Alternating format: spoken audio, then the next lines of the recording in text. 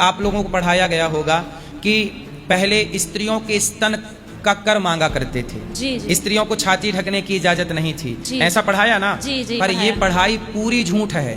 प्राचीन किसी भी इतिहास में ऐसा नहीं है। ये समाज को आपस में लड़ाने के लिए कुछ लोगों ने पढ़ाया, आप जैसे बच्चों को भड़का दिया। अब सोचो, ये गलत चीजें जब आप पढ़ेंगे, इसमें हमारी क्या गलती है? आप पढ़ ही ऐसा रहे हैं जिस पढ़ाई में जहर है, इसमें हमारी क्या गलती है? हमने कब कहा कि तुम छाती मत ढको? हमारे सनातन में कब कहा? बताइए। शबरी, राम शबरी के बेर खाए कि नहीं? तो शबरी की छाती ढकी थी कि खुली थी? ढकी थी। बोलो।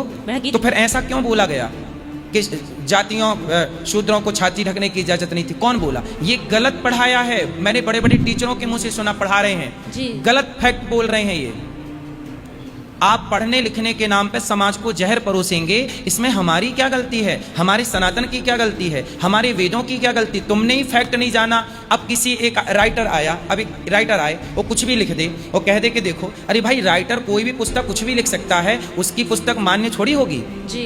अंग्रेजों का नारा क्या था? फूट डालो, शासन करो। तो जो अंग्रेजों की रोटी खाते थे, वो सनातन में गलत चीजें लिख के चले गए। अब ये बताओ, प्रयागराज का नाम क्या वर्तमान में है?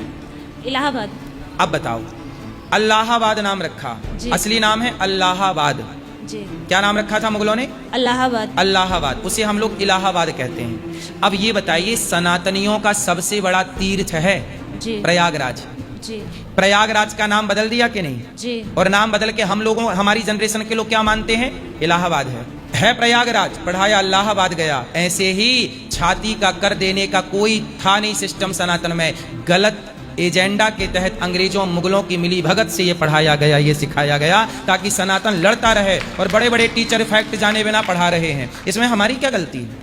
ये आप जैसे स्टूडेंटों को समझना चाहिए, और जो पढ़ा रहे हैं क्रॉस क्वेश्चन करना चाहिए कि सर ये कहाँ से लाए हो पढ़ाते समय? क्यों आपस में लड़ा रहे हो? द्रौपदी के कपड़े नहीं उतारे गए तो क्या हम पूरे समाज को बदनाम कर दें कि उस जमाने? अब क्या कहो कि द्वापर में कपड़े उतारे जाते थे? भाई, उतारे गए, एक के उतारे गए और एक ने उतारा जी। किसी ने किसी महिला के स्तन काटे होंगे, काटे भी होंगे, हम नहीं कहते हैं जी। आज भी तो छोटी बच्ची के साथ, 13 साल की बच्ची के साथ 25 लोगों ने बलात्कार किया जी। तो किया ना जी। तो क्या उसके लिए पूरे भारत के युवाओं को दोषी बना देंगे?